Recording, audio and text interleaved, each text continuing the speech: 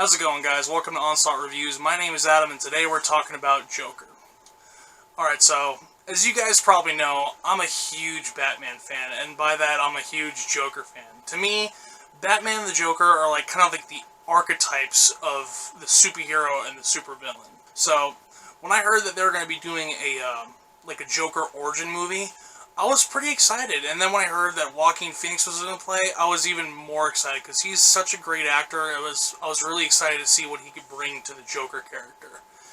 And, based around all the hype of this movie, both the positive and the negative when it comes to people thinking that this is going to, cause, mass riots or people starting to shoot up people in the street because of a freaking movie, I was really excited to see it.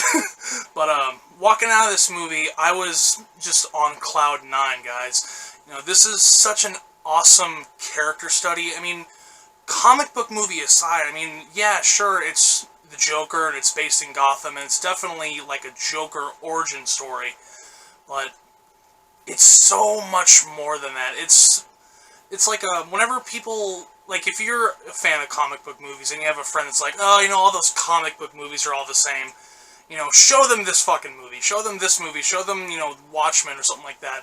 These are the kind of comic book movies that break the norm. And Joker is a perfect example of a comic book movie that breaks the norm and, can be, considered art in its truest form, and a real deep character study of how someone like Arthur Fleck, the character that Joaquin Phoenix plays, can just go down such a dark path and really lose his mind, and how how anyone could just be pushed to that level of carnage and mayhem. So, without any further ado, that's kind of a long intro, but anyways, let's get into it. Alright, so, first and foremost, Joaquin Phoenix as the Joker is goddamn near perfect. He's right up there with Heath Ledger. No one can replace Heath Ledger as the Joker. That was an iconic performance, but Joaquin Phoenix is right the fuck there. If anybody else can pull off that kind of, performance as the Joker, it's him. And he gives it such an interesting take and stuff like that, and freaking, there's little quirks and stuff like that, I don't think this is a spoiler, so, whatever. His laugh, the way he they explain, his laugh, because there's bits in the trailer where it looks like he's trying to, fake it, and that's kind of what I was thinking. I was thinking, alright, is this version of the Joker, him trying to fake laugh to try and, fit in with people because he wants to be a comedian, and he wants to try and, make people laugh? The interesting way they took with that is, that's part of it, but the interesting thing that I thought was that because he's mentally ill and he's depressed and stuff like that, he has, this condition where he can't stop himself from laughing, and it hurts him. It physically, brings him pain. There's a scene, very near the beginning of the movie where he's, talking to his therapist, and there's, a solid, I don't know, 30 seconds of him just laughing, just uncontrollably. And when you realize that, it's giving him pain, in his chest and stuff like that, and he can't stop it, and there's a few different examples of that, of that condition getting him into situations that lead to violence or what have you. And I thought that was such an interesting take on the Joker's character and on the Joker's laugh, because, like I said, there's been so many iconic performances as the Joker, both, live action and animated. You got Mark Hamill, Jack Nicholson, obviously, Heath Ledger, and all kinds in between. But, this felt like such a unique take on this character, and so fresh that I fucking ate it up, man. It was so good. And like I said, Joaquin Phoenix's performance as the Joker and his kind of slow build to that character from Arthur Fleck to, to where we see him in the beginning of the movie to where he ends up at the end of the movie, it's so gracefully done, and it's so dark and disturbing and depressing, and it really makes you feel for a character like this, even when he goes out and starts doing violent things and he's, doing terrible things. You know, by the end of the movie, by the climax of the movie, I mean, you kind of get it.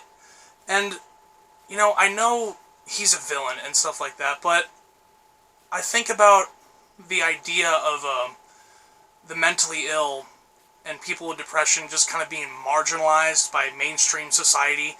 And that's another thing in this movie that I really liked. That was one of the main kind of points of this movie, is how the mainstream society, you know, the upper crust, I guess, kind of looks down at their squalor and just kind of just like, oh, well, you know, you're in there for a reason, and if you can't pull yourself up by your bootstraps, then you deserve this boot on your neck. And it very much feels like almost like freaking the movie's kind of like holding up a mirror to society and asking it, like, do you fucking cause this shit? Or who's to blame for someone like the Joker? Is it him, or is it more nuanced? Is it, you know, him and, you know, how society treats people like this when they don't give them help or something like that? And I thought that was a really interesting question to ask with this movie, because I've seen it. I've seen, you know, mentally disabled people and people with depression just kind of just left off to just fend for themselves, and they don't have any help. For a movie to kind of take that aspect and kind of amp it up to 11 like this movie does, but still kind of keep it very much a character study of this person and how someone can kind of get to this point, I thought was really interesting, and it was just awesome to see. Another thing that I really enjoyed about this movie was just in general the cinematography and how they shot like Gotham as a whole and how they kind of portrayed it. Because this movie takes place in like the 1970s, and you hear like bits and pieces of like this thing like a garbage strike, and everyone's just kind of just throwing out their trash in the streets, and there's just big piles of garbage everywhere, and it smells, and it gives Gotham this very kind of bleak feel, and it very much feels kind of like a powder keg, just ready to explode. And both the mix of just like people just being pissed off at like, you know, their station in life and stuff like that, and how everything's going, and where Arthur Fleck, or the Joker, kind of comes into this kind of inadvertently kind of starts like a revolution or riot, if you want to call it that. It really kind of coalesces in this really awesome way, and frickin' I love the way it was done, you know, frickin' the way it was shot was just so well done, and like I said, it was just awesome to see. The last thing I want to talk about when it comes to this movie is the controversy surrounding it. Because I've seen it all over the news right before this movie came out that it was going to cause frickin', you know, people shooting up theaters or doing whatever kind of violence because, you know, frickin', how could you glorify this character and frickin', you know, this and that. And honestly, I really think it's bullshit. You know, I don't believe that violent art, whether it be movies, music, actual art, video games, I don't think that creates violent people. You know, you can make like your little connections and stuff like that, but honestly, I think it's bullshit. A violent person, anyone who's like gonna, you know, shoot up a school or something like that, they don't need a movie, they don't need video games to frickin' push them over the edge. They've already made up their mind. You know, someone going to see the Joker movie is not gonna just, you know, flip someone's switch and be like, you know what, I wasn't thinking about killing a bunch of people, but now that I saw the Joker movie, I think I will. That's not how shit happens. You know, there's been violence in cinema for decades. Whether it's Quentin Tarantino, you know, frickin', you know, the movie Taxi Driver, which this movie bases a lot of influence from. You know, countless horror movies, you know, and slasher flicks and all that kind of stuff. And every time, frickin', people like to point to these kind of movies that are controversial and like, oh, that's gonna break society. No, it's not. Society's probably already broken anyways, and this kind of stuff creates an outlet for people to go and see this kind of stuff and kind of feel better about themselves and feel better about their own life. I'm like, oh, shit. You know, I thought I had a shitty life, but frickin', I just saw the Joker movie, and, you know, things are actually going pretty decent for me. So, yeah, I don't get to controversy, and honestly, it feels like the media is almost kind of baiting this. It really feels like frickin', like they're almost trying to, like, bait somebody that might, you know, have mental issues and stuff like that to try and get them to do something, just so they can talk about it.